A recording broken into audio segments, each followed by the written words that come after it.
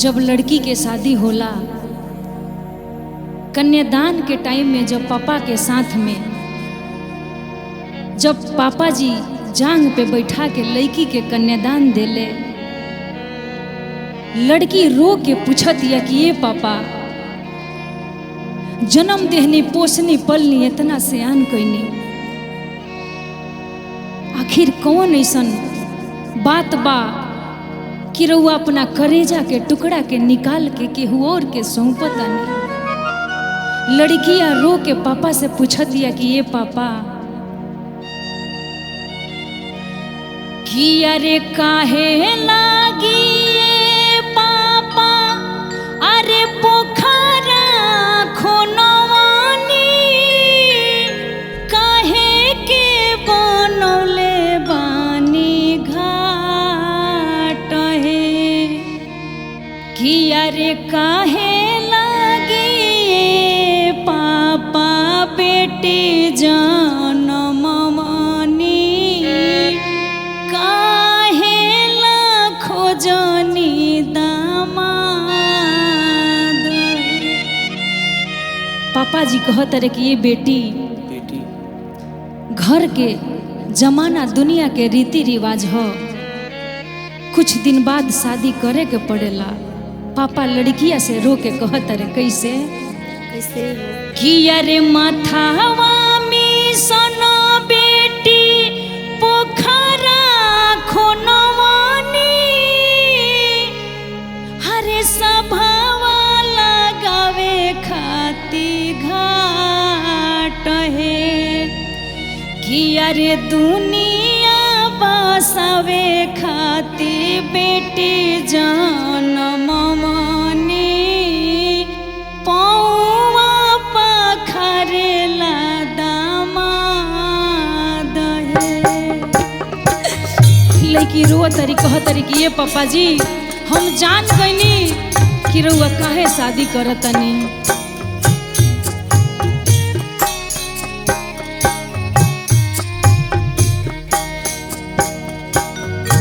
किया है पापा कामाना नगरिया जुआवा खेलानी, तो हमारा के हार गईनी है।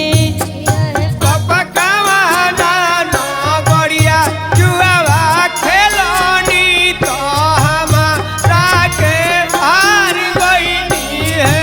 किया है पापा कामाना नगरिया जुआवा खेलानी, तो हमारा के हार गईनी है। आए पापा कामाना नगरिया जुआवा खेलानी, तो हमारा के हार गईनी है। किया हो बेटी अवधन गरिया जुआवा खेलानी, तो तोहरा के हार गईनी हो। अरे बेटी आवाज नगरिया जुआवा खेलानी, तो तोहरा के हार गईनी है।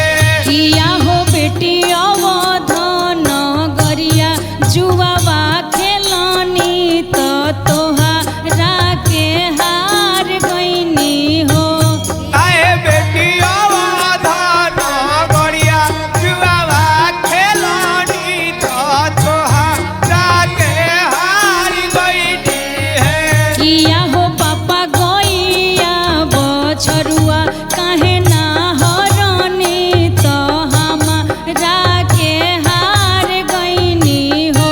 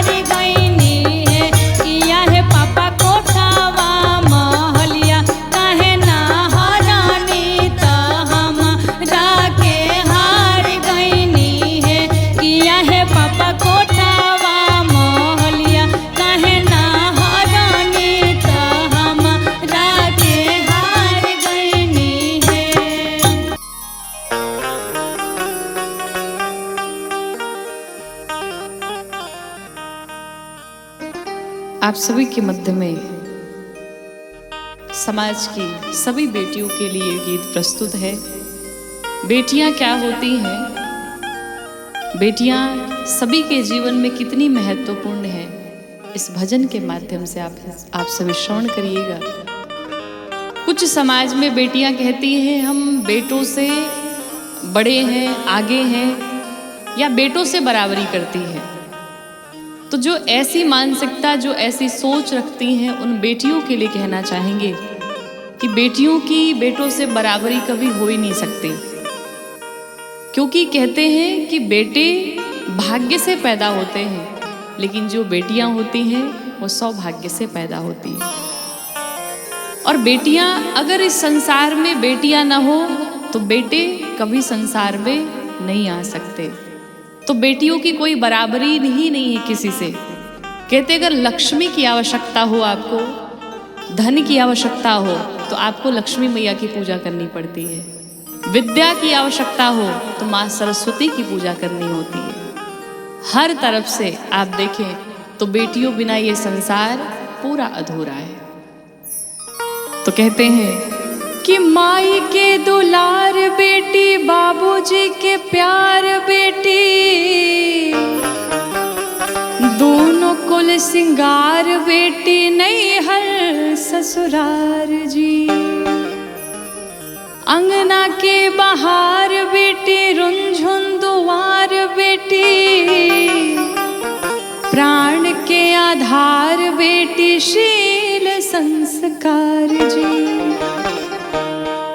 रस के फुहार बेटी, लाज रखनिहार बेटी,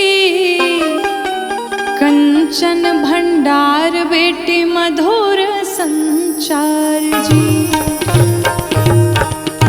आगे के अंगार बेटी, शत्रु के संहार बेटी, ले ली संभार कोनो मौका बरियार जी। तो गीति रसदार बेटी, चटक अचार बेटी, डोली के ओहार बेटी, देवी अवतार जी। कहसु शिकारी की बहिनी, महतारी बेटी, बेटी से प्रगटे सृष्टि संसार जी। तो बेटियां इतनी महत्वपूर्ण है जीवन में। और जो कहती हैं कि जब हम कहीं घर से बाहर जाते या कहीं हमें अकेले जाना पड़ता तो बार बार घर में रोक टोक लगाई जाती है कि आप इस समय से आना, इतने समय पर घर में आ जाना, या कहीं अकेले बाहर नहीं जाना। इन सभी चीज़ों की जब बातें होती हैं हमारे समाज में तो कुछ बेटियों को ये चीज़ें बुरी लगती हैं। लेकिन उसका एक प्यारा सा उदाहरण है कि बेटियां हीरा होती हैं और बेटे लोहे होते हैं। एक लोहे को अगर सड़क पे फेंक दिया जाए तो वो लोहा पूरी रात वैसे ही पड़ा रहेगा, कोई उसे पूछने वाला नहीं। और अगर एक हीरा किसी सड़क पे रख दिया जाए तो 5 मिनट में वो हीरा गायब हो जाएगा। क्यों? क्योंकि हीरा बहुत ही कीमती है। और किसी भी दुकानदार के पास जाए, आप किसी भी जौहरी के पास जाए, तो हीरे को 10 लॉकर के भीतर बंद करके रखा जाता है, क्योंकि किसी की उस पर नजर ना पड़े, क्योंकि वो अमूल्य है। उसी प्रकार से बेटियां हीरा होती हैं। तो इस बात को सभी बेटियों को समझनी चाहिए। और आइए इस भजन के माध्यम से हम जानते हैं बेटियों की कितनी कीमत है जीवन में। कि बाबूजी के जान होली, माई के परान होला कन्यादान लेखा, दोसर नादान हो। होला कन्यादान लेखा, दोसर नादान हो। होला कन्यादान लेखा, बाबूजी के जान होली, माई के परान हो। बाबूजी के जान होली, माई के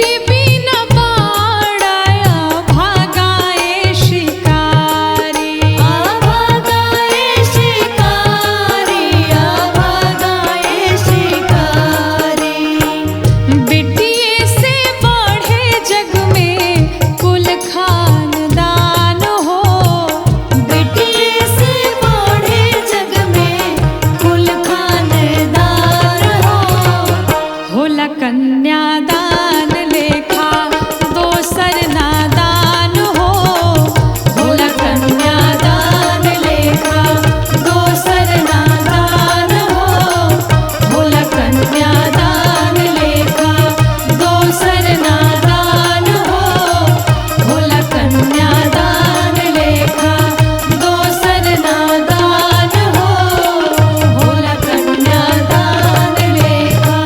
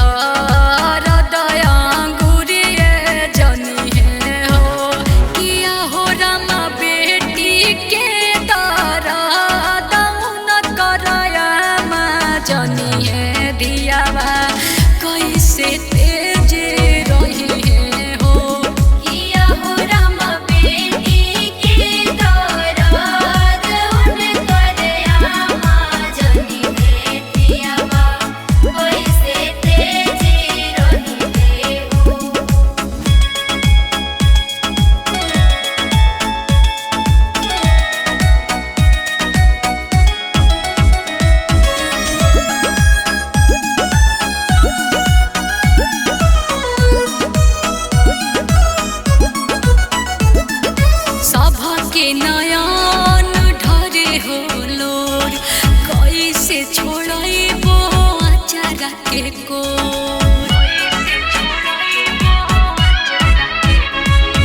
सभा के नयन ढरे होलो कैसे छोड़इबो अचारा के को बाबा कहे हम जोगिया बनबो हे बाबा कहे हम जोगिया बनबो हे किया माँ कहेली हो हम पोखरा डूबब हो दियावा कैसे तेज रही है हो किया हो रामा बेटी के दरद उनकर आमा जनी बेटियावा कैसे तेज रही हो।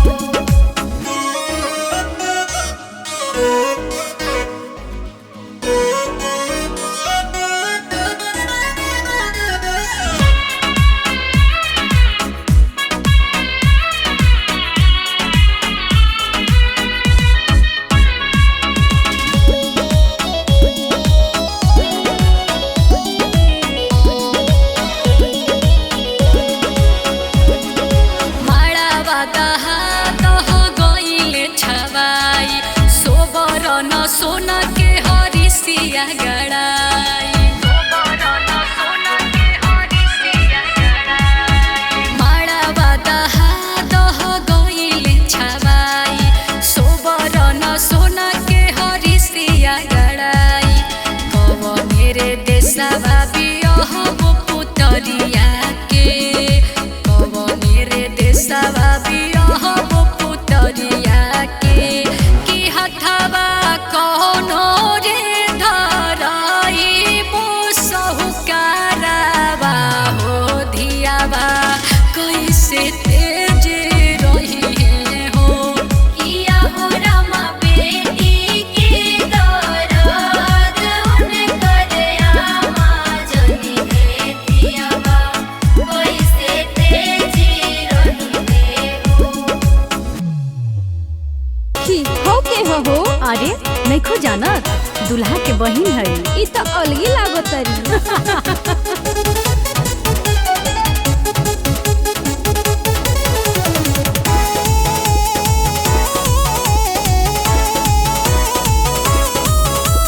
दुल्हा के बहिनी अहिली बाराते देखे में बड़ी लंबी तंबी हई दुल्हा के बहिनी अहिली बाराते देखे में बड़ी लंबी तंबी हई चोलिया के साइज से ऐसन लागे चोलिया के साइज से ऐसन लागे जैसे दूगो लइकन के मम्मी हई चोलिया के साइज से ऐसन लागे जैसे दूगो लइकन के मम्मी हई चोलिया के साइज से ऐसन लागे।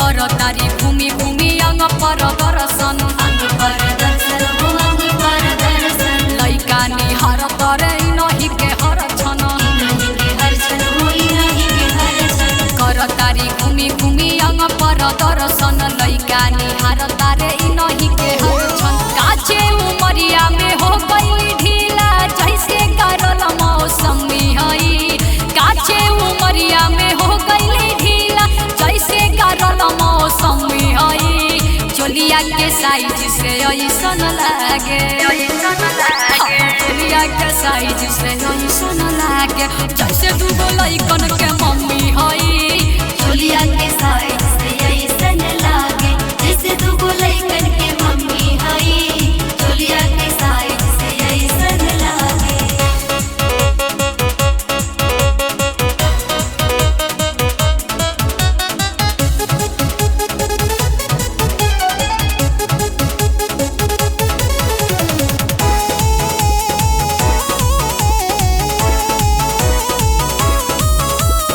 भवन से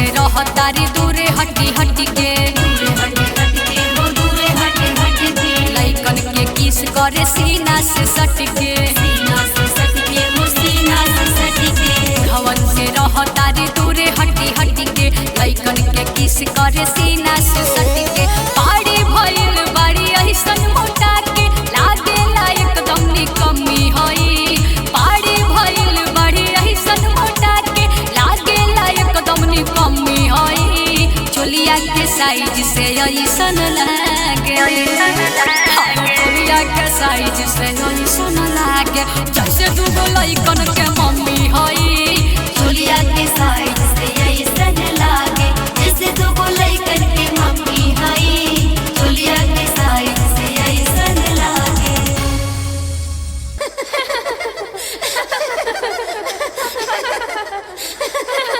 ए सखी का ए सखी हई देखत तारू का होता देखत त बाड़ी लागत कि पचकल थारी आ डुगरत लोटा लाइल बड़सन एकदम लागत कहत तो रहसन कि रजवाड़ा के खानदान के बानी हमके तो लागत बा एकदम भिखारी के खानदान के हवा सब तो और का नाक एकदम कट गई हाँ हो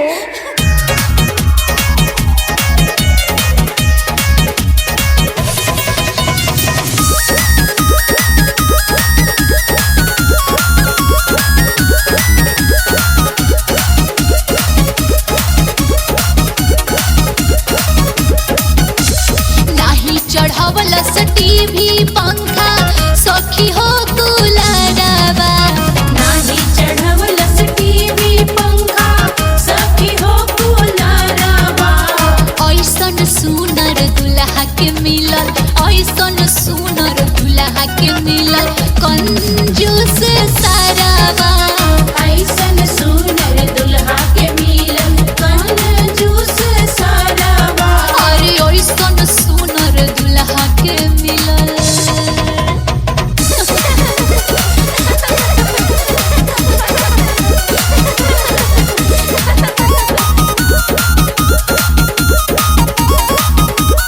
दम नाम हंसवा देलसन देखी में तो ठीके लगतन सब अरे कौन ठीक बा भाड़ा पे के कपड़ा लाई लियो सब साचो का तौर का कोई के करार सरऊ कम तुले आइला काम तूले आइला सरो काम तूले आइला मन जोग तिलक नहीं सरऊ चढ़ाइला तिलक चढ़ाइला सरो तिलक चढ़ाइला कोई के करार नहीं कम तुले आइला मन जोग तिलक नहीं सरऊ चढ़ाइला देवे के रहे फुलहत काहे दिल भाई बारावा ऐसन सुनर दुल्हा के मिलल ऐसन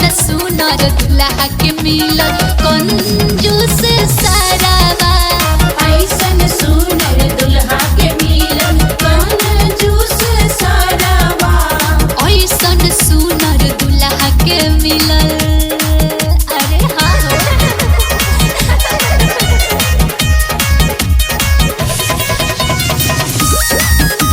घड़ी कहले रहसन सोना के सिकड़ी कहले रहसन आ मुट्ठी कहले रहसन आ कुछो नहीं फसल ले आई हाँ हो सखी साचे कहताड़ू सापे कंजूसे बाड़े का सब तोय रहे अंगूठी औरू सोना के सिकड़िया सोना के सिकड़िया हो सोना के सिकड़िया कही के न लैलो सरऊ हाथवा के घड़िया हाथवा के घड़िया हो हाथवा के घड़िया तोय रहे अंगूठी औरू सोना के सिकड़िया कही के न लैलो सरऊ हाथवा के घड़िया फिरी में जीजा बनैला पाई सोनू जैसन बारावा ऐसन सुनर दुल्हा के मिलल ऐसन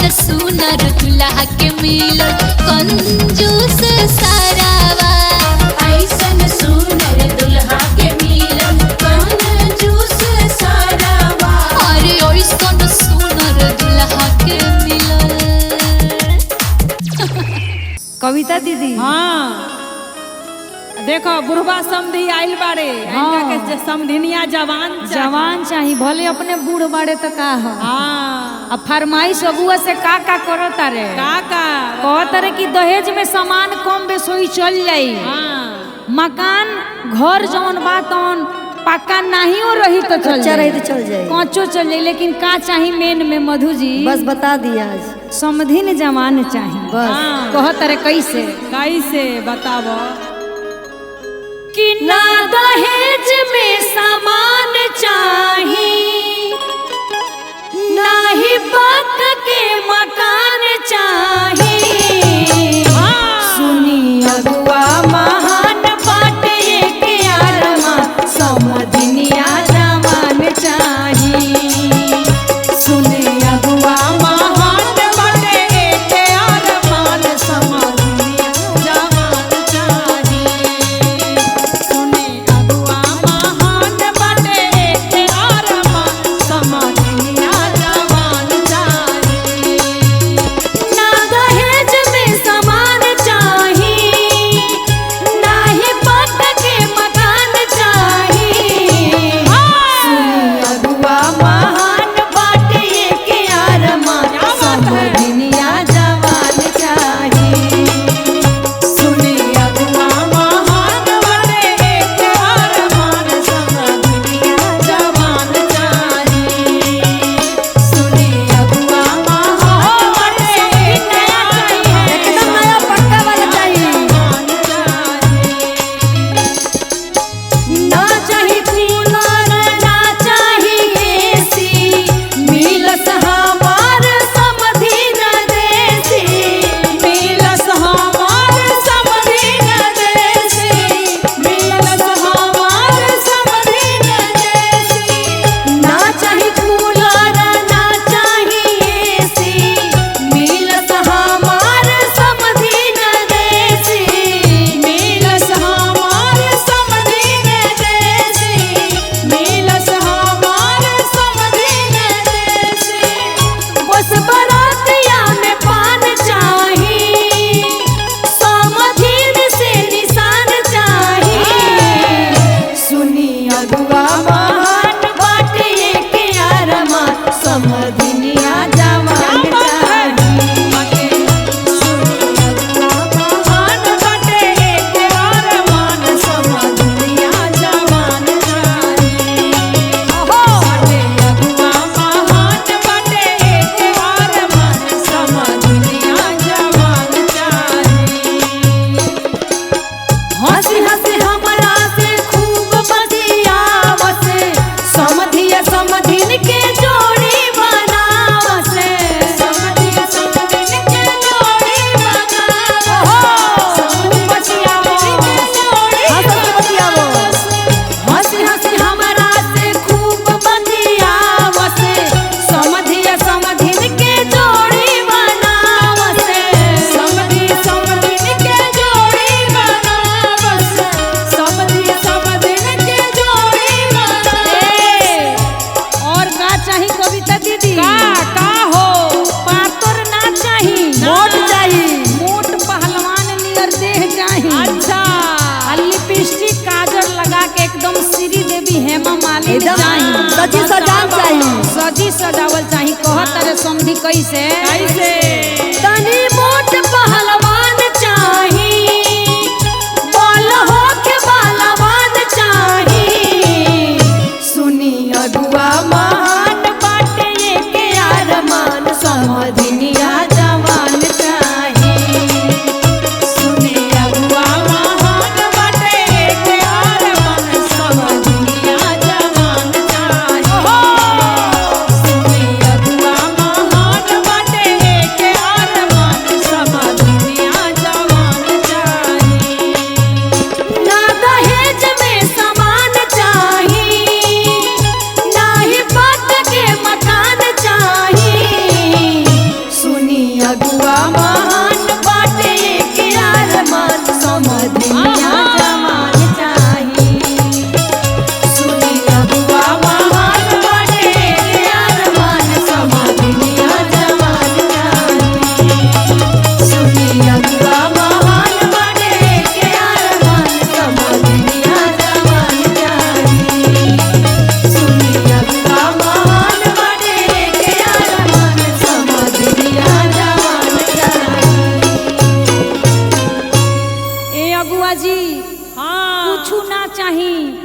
समधिन जवान और चाहिए। सजी सजान चाहिए।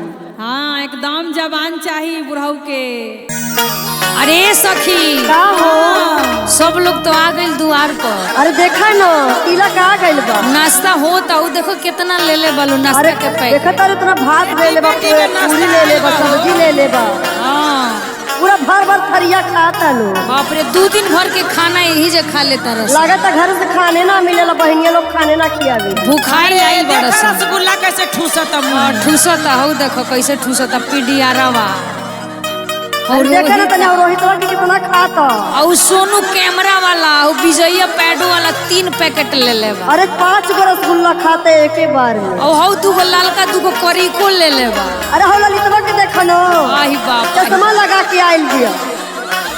ए पांडे जी कि खाना बंद करो, हाँ कि खाना बंद करो, हाँ खाना बंद करो सालो सुनो गारी। खाना बंद करो, खाना बंद करो सालो सुनो गाली। खाना बंद करो, खाना बंद करो सालो सुनो गारी। खाना बंद करो, खाना बंद करो सालो सुनो गाली। खाना बंद करो। अरे ऑटो से अइला त इतना गुमान, अरे इतना गुमान। 4 व्हीलर से अइता त चलता उतान। खाना बंद करो, खाना बंद करो सालो सुनो गारी। खाना बंद करो, खाना बंद करो साला सुनो गाली। खाना बंद करो। गुंडा से कैलस यारी हो समझी के बहिनिया। गुंडा से कैलस यारी हो सोनू के बहिनिया। कोई पक्का खिलाड़ी हो सोनू के बहिनिया। कोई पक्का खिलाड़ी हो 1 लाख के बहिन। खाना बंद करो सालो सुनो गारी।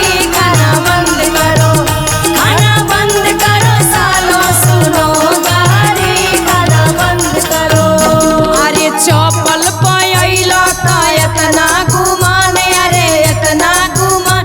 यदि जूता में अइता त चलता उतान। खाना बंद करो, खाना बंद करो सालो सुनो गारी। खाना बंद करो, खाना बंद करो सालो सुनो गाली। खाना बंद करो। ए हो राजू अपन बहिनी समारा तोहार बहिन भागेली। ए हो विकास अपन बहिनी समारा तोहार बहिन भागेली। खाना बंद करो सालो सुनो गारी। खाना बंद करो, खाना बंद करो सालो सुनो गाली। खाना बंद करो। अरे छोटका मोबाइल पे इतना गुमान, अरे इतना गुमान। यदि 5 वाला मिली तो चलता उतान। खाना बंद करो, खाना बंद करो सालो सुनो गारी। खाना बंद करो, खाना बंद करो सालो सुनो गारी। खाना बंद करो, खाना बंद करो सालो सुनो गारी। खाना बंद करो, खाना बंद करो सालो सुनो गारी। खाना बंद करो। सबन के प्लेट छीन के धल 3-3 प्लेट खा। अरे ललित भैया तैयारो खा खा के पधरात। लागत पूरा गेहूं चावल खत्म हो जाए। पेट अरे निकाल वाह। दे सब। पेट फुला ले लो। कुछ खाता कुछ जेब में डालता। अरे सखी का हो सखी? देखो सब सखी लोग आ गइल बा। हाँ आज ओइसन गाड़ी गावो, ऐसन गाड़ी गवाई। ओइसन आज गाड़ी गावे के बा। हाँ ई सोच में लोग के बुझा जब कि हम बारात लैला के मजा का हो। देखा तारू और देखे ना ललितवा के जैसे पेट निकलल बा, जैसे हाड़ी नहीं निकलल। हाड़ी नियर है। सुनो ए सखी दहेज लेवे के बड़ा बड़ा टान टान के लिहल। हाँ कहे के बा कैसे कैसे कि किरण अरे खइबू ना पियाबू मोटइबू कैसे। कि अपना भैया के टून पर लौटइबू कैसे। कि किरण खइबू ना पियाबू मोटइबू कैसे खीरा खइबू ना पियाबू मोटइबू कैसे कि अपना भैया के तोन पर लोटइबू कैसे अपना भैया के पेट पर लोटइबू कैसे कि अपना भैया के तोन पर लोटइबू कैसे अपना भैया के पेट पर लोटइबू कैसे सरोज खइबू ना पियाबू मोटइबू कैसे खइबू ना पियाबू मोटइबू कैसे राघवेंद्र जी के पेट पर लोटइबू कैसे राघवेंद्र सर के पेट पर लोटइबू कैसे राजू बाबा के पेट पर लोटइबू कैसे राजू बाबा के पेट पर लोटइबू कैसे औ देखो कैसे ताकता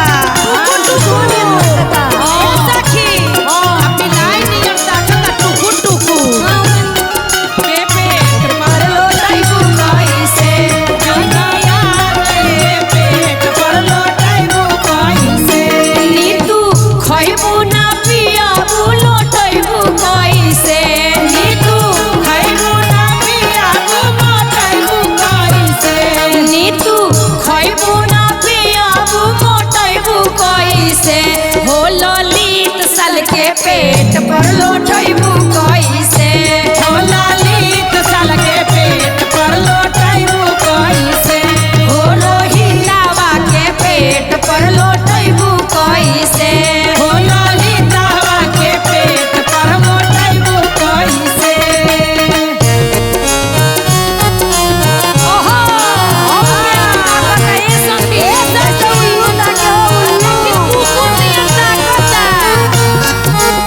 मुड़ी काहे नीचे कोड़ले मारे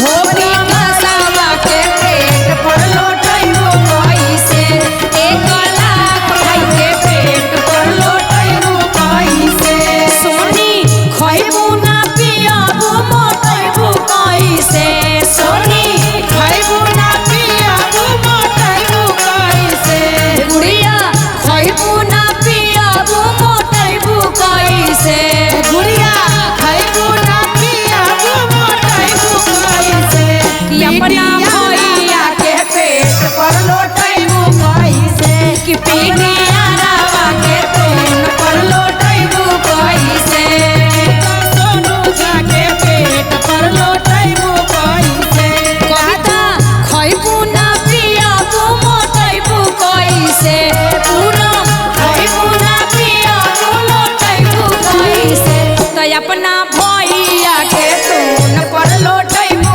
कैसे तो अपना भैया के तोन पर लोटइबू कैसे पूजा खइबू ना पियाबू मोटइबू कैसे शीला खइबू ना पियाबू मोटइबू कैसे अहो बिजइया के देह पर लोटइबू कैसे अहो हीरावा के देह पर लोटइबू कैसे अपना भैया के पेट पर लोटइबू कैसे अपना राजा के पेट पर लोटइबू कैसे एही जैसे चावल दाल सब्जी पूरी पान ल लो देखी ना कहनी के खिया के मोटवावा देखी ना टुकुर टुकुर ताकत बिलाई नहीं और कहीं दूध मिल जाए तब फूक के पी ले जा से अपना बहनी के लगे पिया तू खा लेस पी लेस के सखी का बोल चलो ना दुल्हा आइल बड़े मारू में जूता चुराए के बा हाँ हाँ चल जूता चुरा के ये सखी जाना तेरी यदि जूता चुरा जाए ना तो नेगो मिलेला ये सखी हाँ चल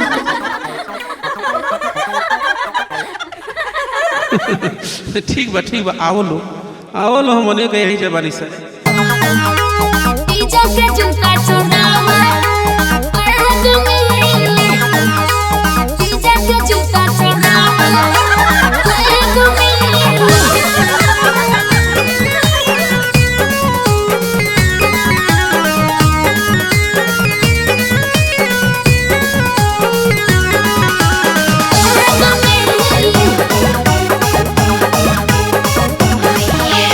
सखी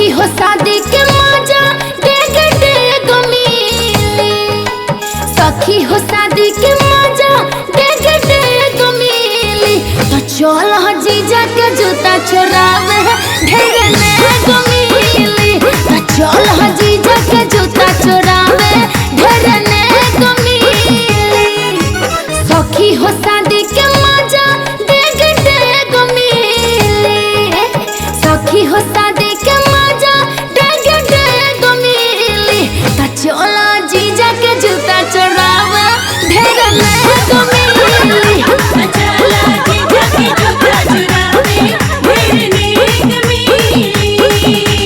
भैया के जूता तोहरा करी नी होरा दे दो भैया के जूता तोहरा करी नी होरा जूता न देबू तो सुना एगो चुम्मे दे दहो जूता न देबू तो सुना एगो चुम्मे दे दहो एकरा बदले में हमारा सहाय ले लहो एकरा बदले में हमारा सहाय ले लहो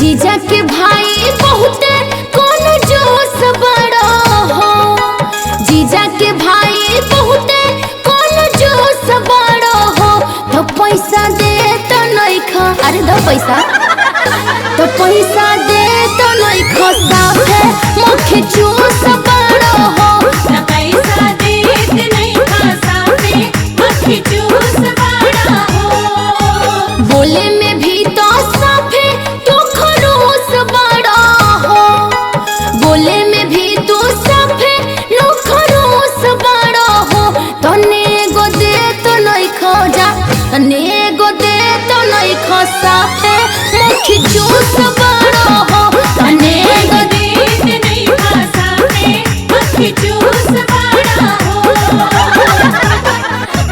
जूता तू दे दा साली जन जिद करा हो जूता तू दे दा साली जन जिद करा हो बनब तहरे दुल्हा इहे तू उम्मीद करा हो बनब तहरे दुल्हा